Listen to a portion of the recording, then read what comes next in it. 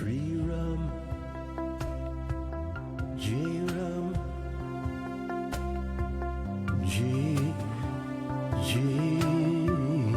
rum. Hi, I'm Dennis Hawk, and this is the R3vibal Podcast. And this is my co-host. I don't know how you're seeing it on the screen, but she's the blonde one over there. Hello. And in the R3vibal Podcast, what we do is we're committed to networking, first of all, and with artists, musicians, yoga instructors, meditation people, kirtan artists, musicians, those who are attempt to make the world a better place through what we do. That's us. That's the R3vibal. And now I'll turn it over to Kari to introduce our guest for today.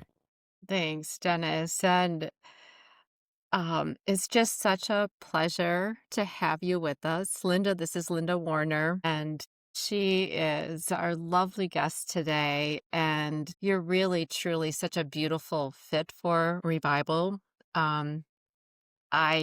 Dennis and I see everyone we invite here to the conversation like there's this creative element that lives through whatever the person, in this case you and your beautiful art, what you're creating.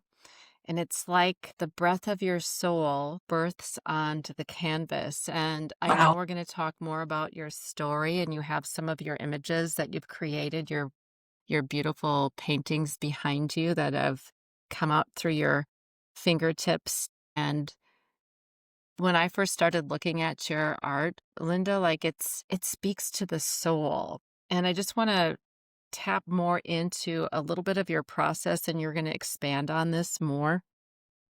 But I know you're known for your bold abstract compositions, which you can see behind you.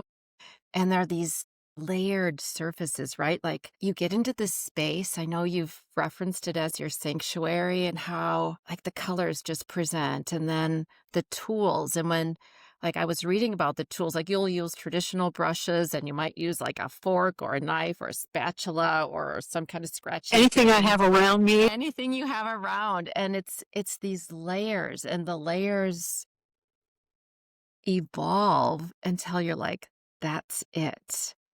And it expresses a feeling that has joy and vibrancy and the inspiration for whatever the viewer needs when they gaze upon your creation.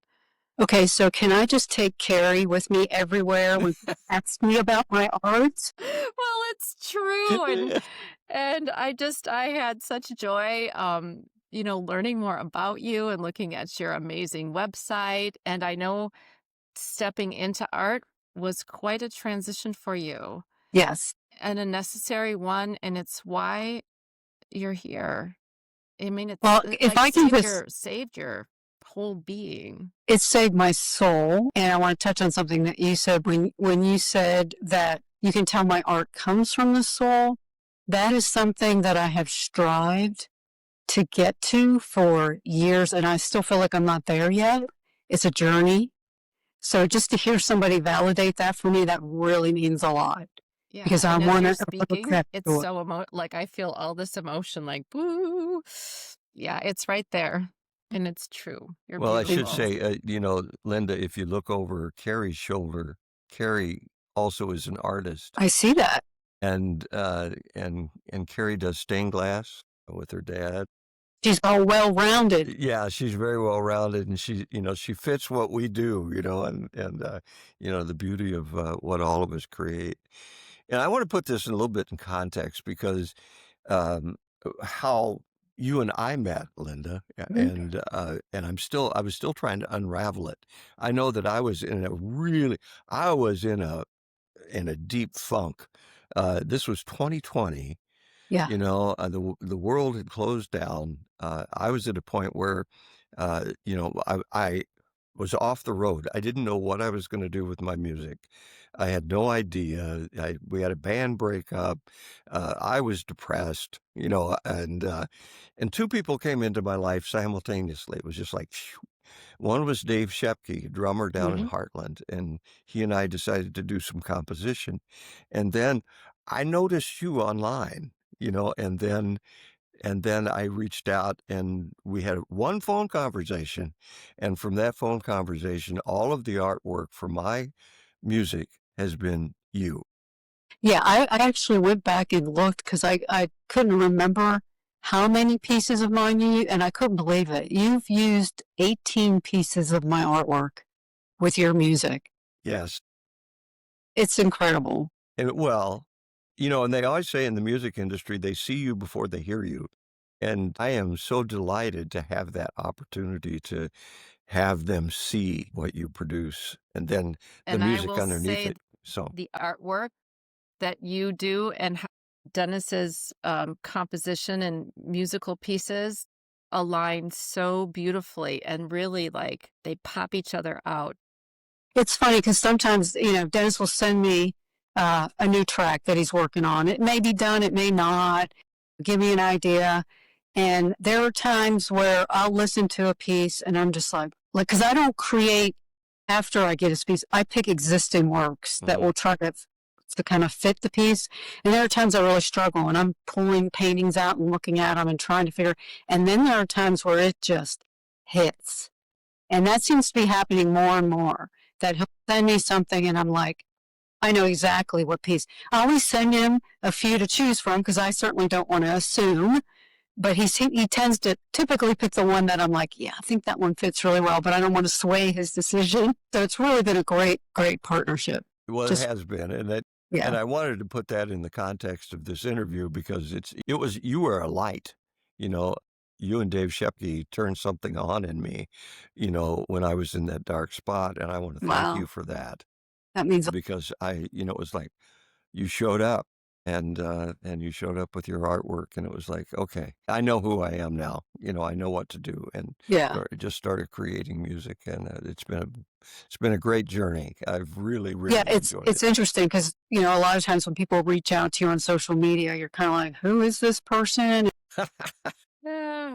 But I didn't feel that at all with Dennis. And I went and I started listening to his music and I was like, oh, wow. Yeah, I really could see this fitting together nicely. So it's beautiful. And it has.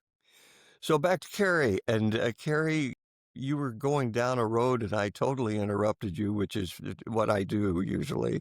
It's there are no interruptions and it's all perfect. I just wanted to explore a little bit and introduce the listener a little bit more to Linda, which I think we're doing, but just to kind of piggyback on the sanctuary that you create in, and I know Dennis, you create in a sanctuary. It's and myself as well, right? When we are in that space where the soul flows out, whether it's through our fingertips on a musical instrument, through the brushes and I think you call them mark making tools, right? Mark making tools. I love that's like a Lindaism, I think. The mark making tools, maybe not, but I think about it as a Lindaism.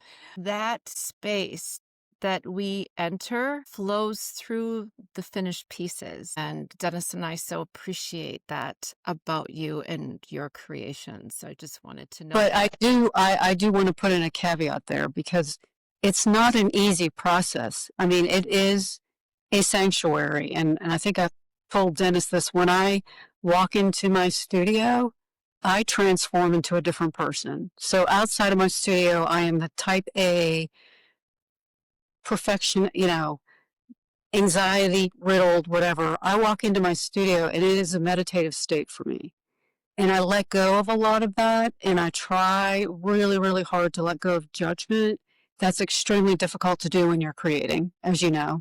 Because anything that you're creating, you're always going to look at it and judge it. But I find myself in this space on my journey now where I'm giving myself a lot of grace. Like I walk in without a plan and I just play and I experiment and I try not to judge. And typically I don't like what I've created.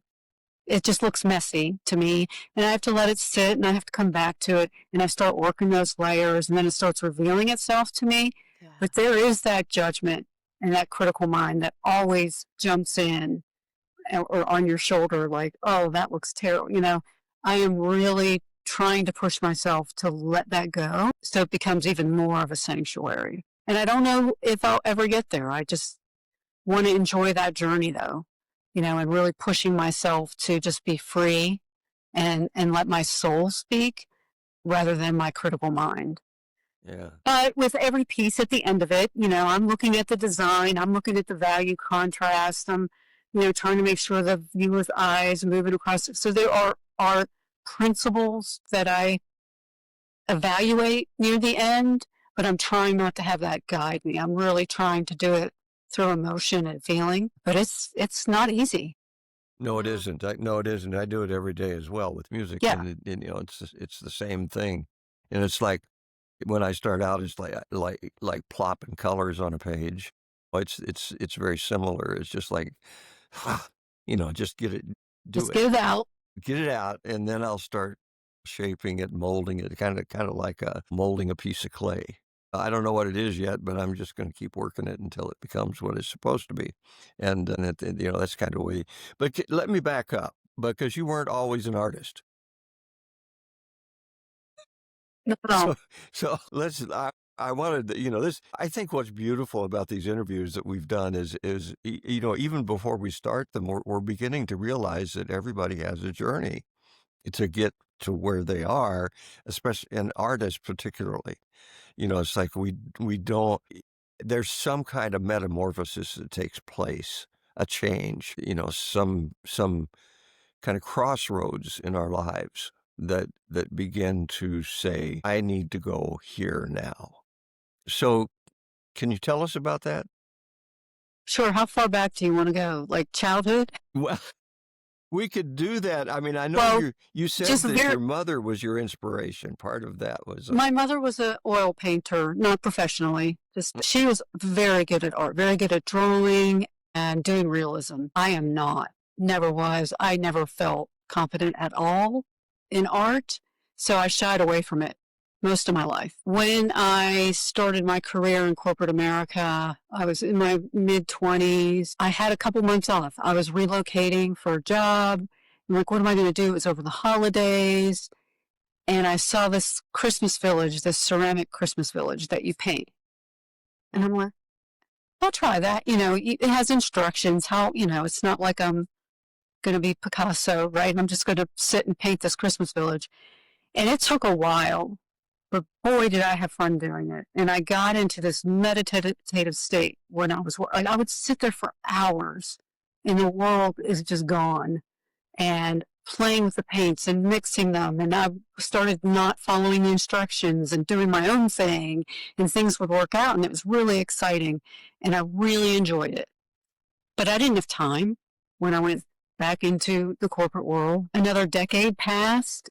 And I was an extremely stressed out person, and I was looking for something for myself, something to be creative. And I kept thinking back to my Christmas village and how relaxed I was when I was doing that. So I'm like, I think I want to try painting. I know I'm no good at it. I mean, in my mind, I was never good, but I'm going to go take classes. So I took watercolor classes for a couple years, and I enjoyed it, but I mean, we were doing landscapes and flowers and realism stuff. It never really spoke to me. It sort of became a job because we would have assignments, and I'd go home and I'm like, oh God, I got to paint this flower before next Tuesday, kind of thing. And after a while, I just stopped because I was running around trying to get that all done, and I was super stressed. And I'm like, you know what? This is just starting to stress me out. It's not healthy. And packed up all my stuff. I kept it, which is key here. And I think it sat in my closet for another decade. And then I had a friend over for dinner, and she painted. She was a watercolorist. She did realism. And she was like, oh, yeah, I have my art hanging all over my house. And, I don't know why that conversation stayed with me. And a couple of days later, I'm like, you know what? I'm going to pull out some of my paintings and just look at them. And I did. And that's the first time I looked at them in a decade. And I thought, there's something here. I didn't think they were great, but I was like, there's something here. I have ability with paint. I just don't know what I want to do with it. Mm-hmm. And I went down this rabbit hole on YouTube, like how to get into painting, what kind of painting. And this was back 2016, 2017. Paint pouring was like all the rage. I don't know if you remember what that is, but you literally just get a big container and you layer paints in it, like a container like this. Yeah. And depending on the weights of the paint and the colors, the viscosity, you layer it and you dump it on the canvas and you just kind of, move the canvas around, all that. It was fun. I had a lot of fun doing it. It's messy. You use a lot of paint. And I was good at it. It does take, it's chemistry. You kind of have to figure out, the different things about the paints. And I did that for a couple years, and I actually sold some of my paintings. People loved them. Again, I just kind of felt like I was at the mercy of the paint, though. The paint's going to do what it's going to do when you dump it on the canvas. It's not like I'm using brushes and, Then I took a trip up to Asheville, North Carolina. Lovely, lovely, very artsy place. And I walked into a studio of Jonas Gerard, who was an artist up there. I'm going to show you. I have a small painting of his. I'm going to show you. What was his name? Jonas Gerard. Jonas Gerard. Okay. Now, he did it all. He did abstract realism, portraits, sculpture. He has done it all. His abstract paintings blew me away. So I'm going to show you one that I own, and it's small because his paintings are very expensive. But the colors... Yeah. And the movement. Yeah. And when I walked into the studio, a lot of his works are very, very large. And I was overwhelmed. I teared up and I was like, that's what I want to do. I'm home, Yes. I'm home. Now, realistically, it's not like I just wanted to do what he did, right? I wanted to find my own kind of thing. But I came back, I was energized. I bought a ton of paints and I bought... he used a lot I watched him paint. I went to live painting sessions of his. Oh, nice. He used squeegee and trowels and, this is a cake icing. Like, he used lots of stuff. And I'm like, oh, I can do this. I went to Home Depot. I loaded up my cart with all this stuff. And I came home and I tried. Not even cart. Like, didn't look... Like, you would think all he's doing is smearing the paint. That's all. But no, the way it's mixed, the colors that he chose, how it's layered. There's a lot to it. He would make paintings in 5-10 minutes and they're done and they're beautiful. And I tried and I'm like, okay, this is not as easy as I thought it was going to be. So then I started on this journey of learning more about design and layering and textures and making different marks and taking classes. But I felt, like you said, Dennis, I felt home. I was like, This is the kind of stuff I want to do. And that's kind of where I am today. Well, let me back up. There's incentives for change. There's things in life that we can't control that happen to us. Now, describe your job. Let's start there. But we're already started. But I want to back up, because what was your job like? I was in finance. I was a bond trader. So I was on a trading floor most of my career. Now, not all of us know what that is, so can you describe it a little bit? It's an open area where everybody's watching the markets and buying and selling and screaming at each other. Like you see on Wall Street? Yes. Now, I was not physically on Wall Street, but I worked for large banks here in the South. I traded with you were in Wall Street. City, Charlotte? I'm in Charlotte. Okay. But I traded with everybody in New York. I was in New York a lot on business. That was most of my career. I was hedging risk. So I was trying to help my company against big market swings. It's probably the best way to explain it. My job wasn't really to make money for the company. It was to prevent losses and prevent making too much money, because if you make too much money, it means you're taking too much risk. So I was like trying to find that happy medium in my positions of trades that I would do all day long, that at the end of the day, I really kind of just wanted to break even, which hardly ever happened. I either made money or lost money. So it's a lot of watching the markets, very high. On a scale of 1 to 10, what were the stress levels? 9, 10. Yeah. And Right. I mean, that was most of my career. And then I switched over in the last few years to more strategy development, product development. Loved that. Mm. It had different kind of stresses, but it really was a lot of relationship building across different lines of business in this humongous company. I met a lot of great people. There was a lot of negotiating, which I was very good at because of my trading days. I found that work pretty interesting because the trading was you walk in and you were just on it all day. And then at the end of the day, I would literally collapse. I was just exhausted all the time. And I did it for 20 years of my 25-year career. Wow, So yeah, that's a lot. And yeah. what was the price you paid? I had a lot of health issues arise, and it got to the point where I had an opportunity to take a year off. And I said, I'm going to take a year off, focus on my health, and then get back in it. And I never went back. The next career, I always say, people think about, young people are always talking, well, what am I going to be?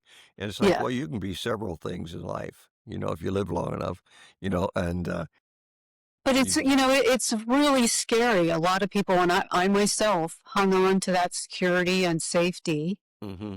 for a long time. I mean, a lot of people's identities are wrapped up in their careers, which is understandable. Mine was certainly, and it was scary to give that up. And I floundered. Even when I decided not to go back, I floundered for a number of years trying to figure out what do I want to do. I didn't fall into this art thing right away. Such a deep recalibration of Yes. your spirit, right? More in alignment with joy. And Mhm. there was a thriving, I'm hearing you say there's a thriving, yet what you're doing now is the allowing of grace with joy and Yeah. creativity and all the layers and the experimentation of the different mediums, which I guess I think of parallels, but it's so different. And what I really appreciate, Linda, is as you're sharing your story, it helps other people give themselves permission to step into, even though it is scary. And it's okay to flounder and find your way into the space that has been beckoning one forward. It's okay, but we have to allow it in order to have it birth.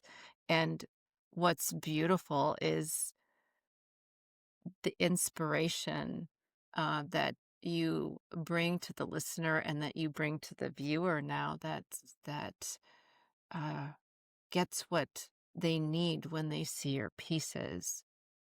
Well, and I think for me too, it took me a long time with those little bits of my history, how I would kind of dabble in something creative, right? And then get away from it because I'm like, now I'm too focused, on my life, right? But then I would dabble some more. If I were going to incur, I'm not telling everybody, well, just quit your job and go, do whatever. It's find that creative outlet. We are all creative beings, all of us. I mean, I have friends that are like, I am no good at art. I am not creative. No, we are all creative beings. When you were a child, you created. You were playing with Play-Doh. You were drawing. You were dancing. You were singing. Whatever it was, you had creativity in you. It fed your soul and it made you happy. And then, we have this lot in life that you go to school, you get a career, and we all do that. We got to pay the bills. I understand that. But if I would encourage people to find that creative, for me, a long time, it was baking. I'm a phenomenal baker. I love to bake. I don't eat it though, is the thing, but it's creative cooking. I love to cook, Yeah. the littlest thing, or writing, if I wish I did more. I have a journal, which I'm terrible. But when I have ideas for my art, I got to write that down so I remember whatever it is, just a little bit a day or every other day or whatever you can do. I hosted an art workshop in my studio, and the theme of it was letting go. And I tested it on friends first to see kind of how it would go. And, I had friends that struggled because they're like, I'm not creative. And it's like, Well, yeah, yeah, and I would ask questions. Well, tell me, like, what do you do for fun? And some of them garden, some of them were like, well, I cook or I bake. That's all creative. When the definition of creativity is not painting or playing music necessarily. It's a lot of things. Find that in your life. And this whole thing about letting go, I was telling them to paint over things that they liked on their painting. Mm-hmm. You would have thought I was telling them to strangle their mother. They're like, but I really like that. It's like, let it go. You'll do more. And then I had them pass their painting to the next person, and everybody had to work on each other's paintings. And they're like, but they're going to mess it up. Let it go. Let it go. It was, trying to teach them the lesson of it's about the creative process and not the end product. And as creatives, we get tied into that end product. I have to make my masterpiece, but it really shouldn't be about that. And I had somebody say to me the other day, if you could go into your studio and create a masterpiece every day, how long would it take before you got bored? And I thought about that. I was like, a masterpiece every day. I might be able to do that for a month. I might be happy with that for like a month, but then you're going to get bored because you're not challenged. You're not learning. And that's what creativity is really about. It's learning. Wow. This is, I'm taking all this in. This is beautiful. I need this because every night I come down, we're in my studio right now, but I come down here, it's in my basement, and I start to create. I never know what's going to happen, but I've learned, I guess, over time, the joy of just being able to show up. Here I am in this space. I've got how privileged I am to be able to every day create. Yes.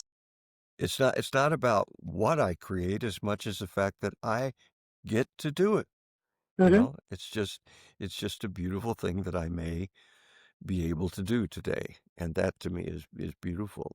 And I want to encapsulate the last 3.5 minutes that you said was just like, I'm going to go back over this. It's going to show up in the article that I write that's going to be below this. By the way, for the people who are listening to this, there is an article right below here on Substack that you're going to be able to access. And that's going to be in it. That quote is on it. But can I contradict myself a little bit right now? No. Because I said how important, I said how important it is to learn, right? To keep learning. But there's also that danger, and especially when you learn too much, it stifles your creativity. It stifles your ability to experiment because you're so wrapped up in what you've learned. My design has to be this way. My values are off. So the more you learn, you got to be really careful. You want to keep learning, experiment and learn, but you also don't want to get tied down into that learning that you're not letting go and having that fun and learning more. I had a music teacher who knew music theory very, very well. I don't, and he would every once in a while, he'd look at something I'd created and call me an accidental genius. That's awesome. And I think, well, because I didn't know. I didn't know the rules. So I broke the rules, but I created something that was, that was really beautiful. And I think that's what you're saying too, is that, learn it, but don't get tied to it, and don't lose the child, So, it was Picasso who said, I love this quote of his. It took me 4 years to learn how to paint like Raphael. It took me decades to learn how to paint like a child. Amen. Amen. It's that playfulness and experimenting that you got to hold on to. And there are times I'm looking at I'm like, I keep making the same kind of marks. I keep doing the same shapes. And I'm, always trying to push myself but you get in that comfort zone of what you know, right? Yeah. So I feel like I walk a tightrope every time I create, but I also, like I said, I give myself grace and hey, if I don't like it, I can paint over it. Yeah, and we had that earlier in the pre-interview. We had that conversation about a painter named Charles Mitchell, who did that layering, and he would paint over beautiful paintings, and just keep painting and painting and painting, until that which needed to emerge would emerge. And I can't because of my and I apologize for this, but because I was a psychotherapist for 20 years, it comes to mind. The layers, those are our own, I think. You know, Oh, yeah, definitely. that's us, those pieces of us that we're painting over, those Mm. pieces of us that we're letting go, those shadow parts, those even beautiful parts, those parts that we have to grieve. And, those are the things that we're letting go. And when you talk about the layers, I'm thinking of our layers, Yeah. you know? I have to keep that in mind because, when I start a painting, those underlayers, I never like them. Like when Hmm. I'm never happy with my first few layers I put down. And maybe that's it. Maybe it's I got to work it and let go of those and cover those up and heal those and Yeah. bring something beautiful out of it. Wow. Yes. It's You just brought amazing. something to Yeah. me See that he just totally analyzed me. Okay. I'm sorry. Don't It just sneaks apologize. in. I have a therapist friend that is always warning me, Dennis, your friends are not your patients.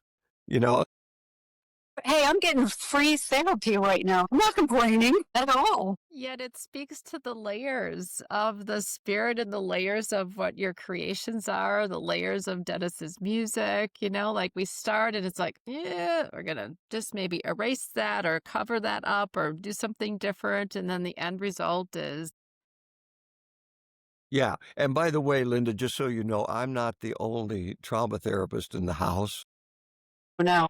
Kari does this work with sound healing, and she's got a beautiful practice of holistic health, that she works with trauma resolution. And so, just so you know, you're sandwiched I'm between getting double MRI. you're sandwiched between we're two not. people. I'm getting two from Yeah, We're holding the spaceman with you. It's all good. But I'm always, I'm fascinated by, the creative process because I'm in it all the time. We all are, and I think sometimes people, I have this conversation with my wife who works front desk at a place called Neurospine, which is a health organization that deals with spinal pain, and which is huge. And those people, there's a line of people that she greets every day, and she's the face of that organization. And the creativity because she greets people in pain every day. Mm. And that to me is as much a creative process as what we do with music, and with art, that, when we show up and we show up for people. And, we never create. I mean, we create for ourselves, Mhm. but we also create for others. This is for the Yeah, I healing. mean, when Kari said earlier, I create because I want to evoke joy in people. I am very drawn. Here, I'll show you. One of the things in my process that I do is I'll usually pull a tarot card before I start. Nice. And these tarot cards are absolute works of art. A friend of mine got them for me for my birthday. They're very dark, and I'm very drawn to this kind of art that's very dark. He looks like a demon and whatever. Beautiful cards. I don't paint this though. I can definitely feel it, but I want to evoke that joy. Because in my process, I have so much joy, I couldn't imagine.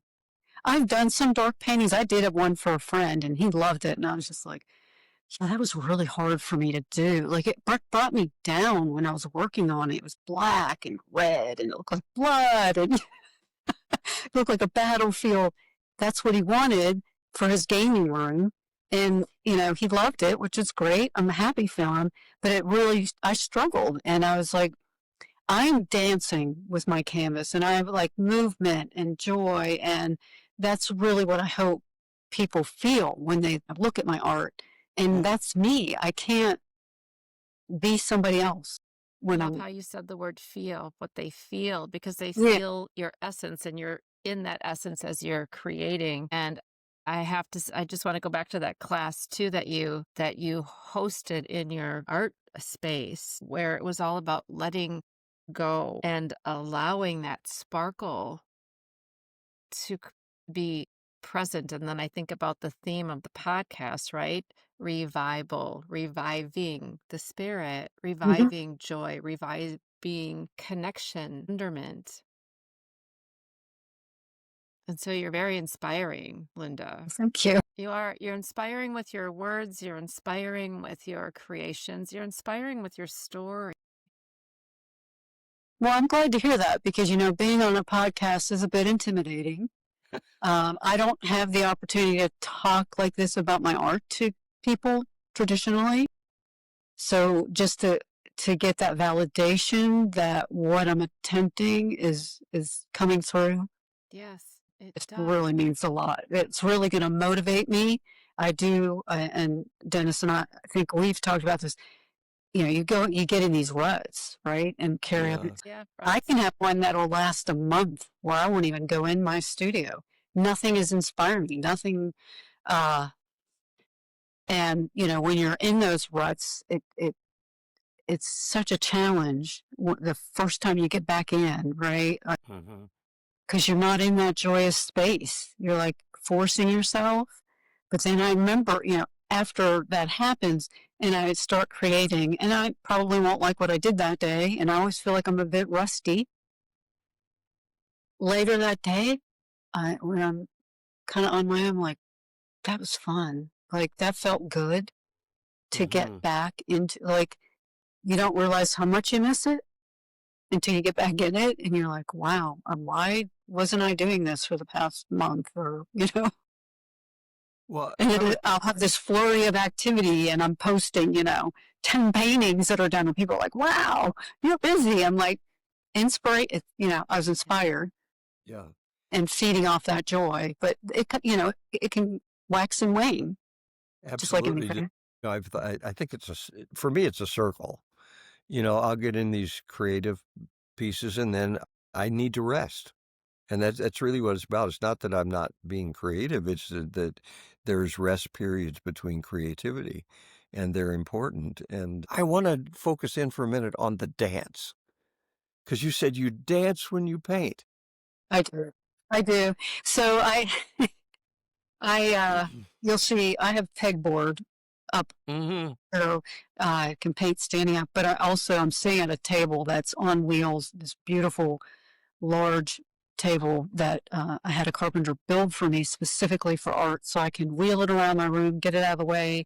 There are many times I'm going back and forth where I like to hang it and walk away to look at it from a distance so I can see the elements that you can see from far away, or the elements that you need to be close up to, because that's, to me, where the story comes. Like, as you're walking up to the painting, different elements start showing up the closer your eye gets to it. So I want to make sure I can see that. So hanging it up. I also, if I'm doing drips or anything that I need the painting to be up on a wall, but then I'm picking up the canvas and I'm laying it on my table and I'm grabbing tools and I'm scratching and I'm picking up I'm always listening to music, and the music I listen to mainly is dance music because I like to. I'm dancing with my canvas, like back and forth, or with my, even the movement with my brushes and tools. It's very physical, and I like that. It's so important to move your body.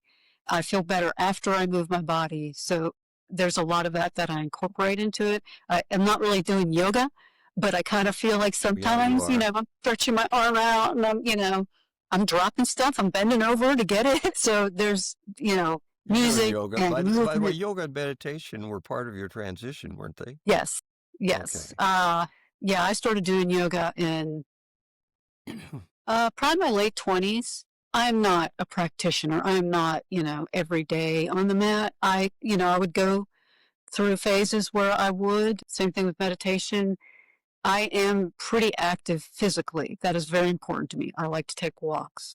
I think a lot about my paintings when I'm walking or when I'm working out, when I'm moving my body. It's so important for me to do that to maintain my health and my health issues. That, that's another great thing about the type of painting that I do because it keeps me mobile. Instead of sitting at an easel doing something very small and delicate, it's physical. And I've worked with some, I don't have any in here now, some much bigger canvases. I would love to work really big. I just don't have the space right now. So, Linda, you mentioned this, like you get inspiration and ideas and you see different things as you're walking or meditating or whatever you're doing. How do you know? Like, do you have a knowing when your piece is, you must, when it's complete? Like, what is that knowing? Can you I would speak to say that? I don't know most of the Okay. time. Dennis and I talked about this. I call it twilighting. So for me to come up with an idea for a painting, a lot of times it's in between that. You're not quite asleep, but you're not quite awake. And I see colors and I see shapes and and it gives me ideas. But no matter what comes to me, it never translates onto the canvas the way I think it's going to look. I think that's just natural. I'm hoping everybody experiences that, Yeah. I want it to look this way, but it never really does. But it gives me ideas and inspires me to try. So Well, there's isn't that- that. But like I don't really know when my paintings are done most of the time. There are paintings, and I have a stack of them over here, that I don't know what to do with them. Like they're just not what I want, and they may never become what I want. I had a painting that sat for a year, and actually I did the layers and I did some spray paint on it. The spray paint was really cool. I loved it, but I did too much and I didn't know how to cover it, and it sat. And I was very uninspired. I was in kind of one of my ruts, and I'm just going through my old paintings, and I pulled that one out and I'm like, I'm just going to do something on this. And oh my God, I love it now. Like I did one more layer and I was like, why didn't this come to me? It really doesn't.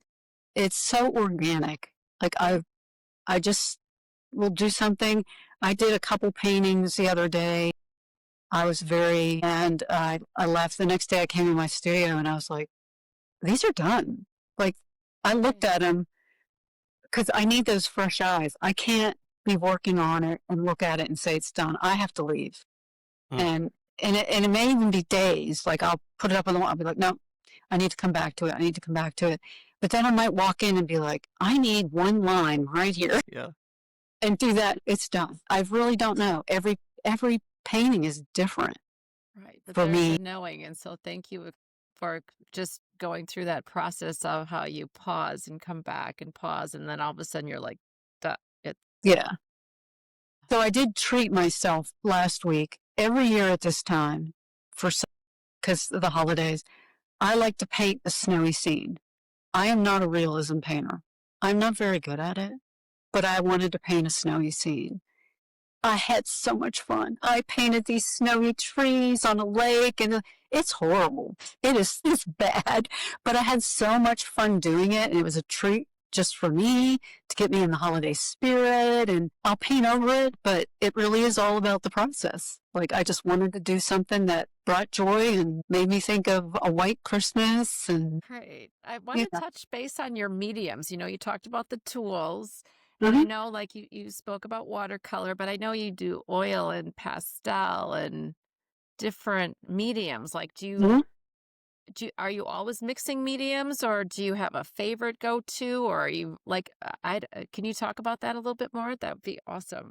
Yeah, so I start all my layers, if I'm building up texture, I may use modeling paste or ceramic adhesive to build up the canvas, but typically it's acrylic paint. That's the majority of what I use is acrylic paint to build up those layers. And the reason is acrylic paint dries very quickly.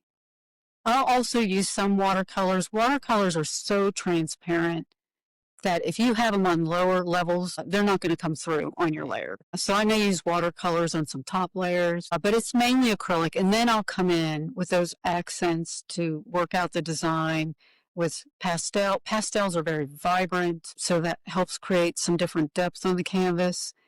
Pencil is just so subtle. One of my favorite tools. You'll love this. Do you even know what this is?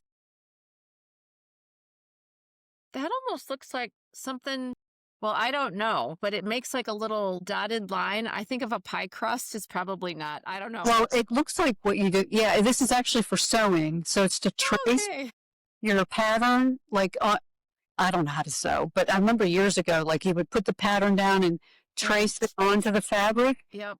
I roll this in paint and it does a little tiny, tiny dotted line. Very subtle. It's one of those things that you can't see from across the room, but as you start walking up, you'll start to see those kind of things. So that I usually do with paints, but charcoal's great. Graphite pencil. I have crayons. I have markers. Phaedra? Is it? Oh, yeah, I have Phaedra. So I was telling Dennis, this character popped in my head. Now, I'm not a realist, I told you, but she kept popping in my head. And she's just this little emo girl who is usually in a dark place, but she's always looking into the light. Like that's where she wants to be. And I think that's a reflection, right? Come on, that's some deep-seated stuff I got going on. But this is her. Oh. And she keeps speaking to me that I may explore doing some cartoon, not big canvas type, maybe smaller sketch type stuff with her. That might be something I delve into. It's like, yeah, I don't know, she pops in my head and I'm like, oh yeah, Phaedra. She would think that's bad. No. Well, she thinks everything's very meh because she's so emo, but she wants to be in the color and in the light. And yeah. I love think that could be really Phaedra. cool evolving that. Yeah, it's very intimidating to me though, because I did an exercise where I tried to draw her 20 times, and it's hard getting her to look the same. And I'm like, when people do cartoon, they look the same. Like, you know how hard that is? It's really hard to get her to look the same every time I draw her. So I have various drawings of her, but this one is my favorite one. So I may work on that this year. But I do, I started working with collage more lately. Again, it's something I'm learning, so I don't feel like it where I need to be. So I definitely want to keep exploring that. I love the mixture of collage with paint and texture. So that's kind of my foray into that will be 2026. Yay. We look forward to that. With that, Linda, is there something you would like to leave the listener with? Jeez. Thought.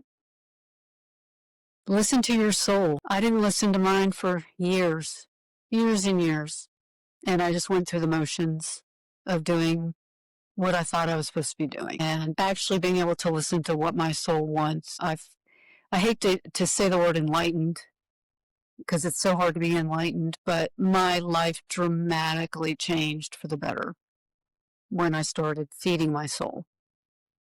Thank you. So if you can find any way to do that in your life, I'm not saying you got to give up everything, any little bit that you can do that brings you that joy.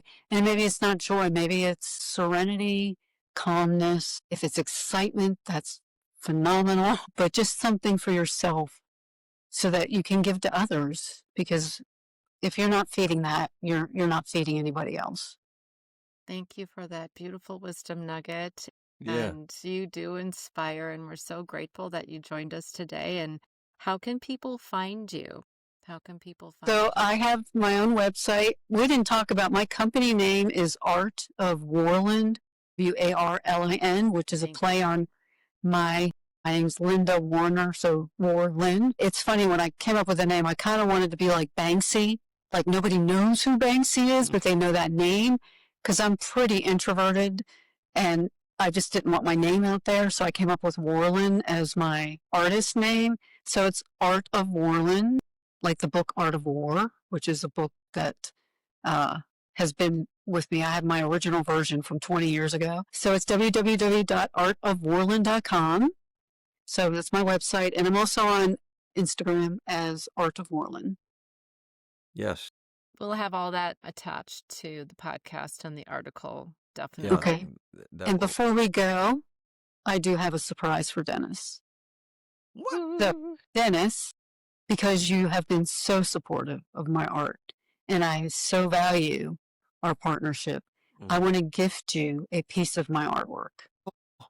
Now, I was going to pick one for you, but it's really hard to do that because I was like, I don't know what space he's going to put it in. I don't know what colors he wants, So I'm just going to let you choose, and I will ship it up to you to snowy Wisconsin after the holidays, please.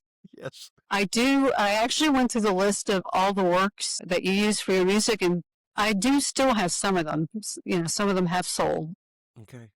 but I'm not saying you're limited to those. You just Well, thank pick you. one Thank you. That's and so beautiful. let me know, and I will mean the world to me knowing that a piece of my artwork is in your space somewhere. Absolutely. It will go Yeah. in my own studio. And Awesome. I'm so ever so grateful for that. Thank you. Thank you. Thank Well, you. you're welcome. And thank Oh, you I so am. much for having me. Oh, yeah. Really been, like I said, I don't get to talk about my art very much. This has really been special for me, and I really You're appreciate it. special, your art's special, and your Thank time you. is valuable. So thank you so much for joining us.